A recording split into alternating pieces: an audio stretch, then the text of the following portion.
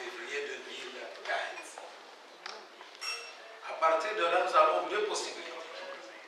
Soit nous proposons que l'élection des députés nationaux soit au suffrage universel indirect, c'est-à-dire le conseil de conduite, le conseil de chefferie des secteurs.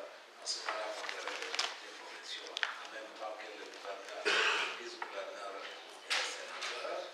Si ce scénario est reconnu, alors nous pouvons organiser l'ensemble de ces élections locales et provinciales en 2015. Si le Parlement décide qu'il faut maintenir le suffrage universel direct pour l'élection des députés provinciaux, alors nous proposons que nous commencions par les locales et que l'ensemble des autres élections provinciales, législatives, nationales et présidentielles soient fixées pour 2016.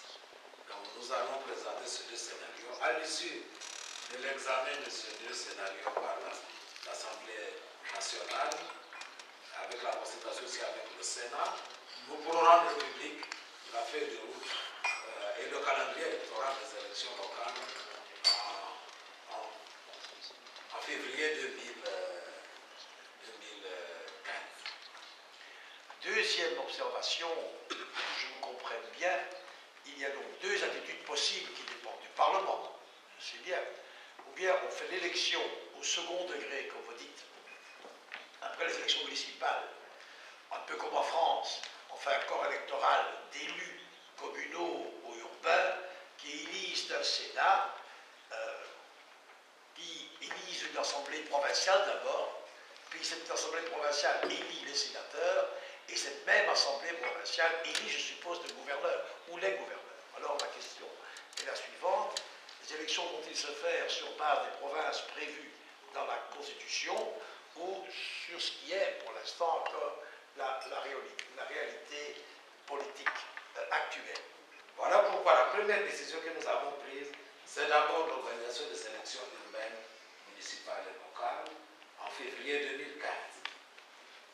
Ça aurait pu être en décembre, je vous ai donné les raisons. À partir de là, maintenant, nous regardons.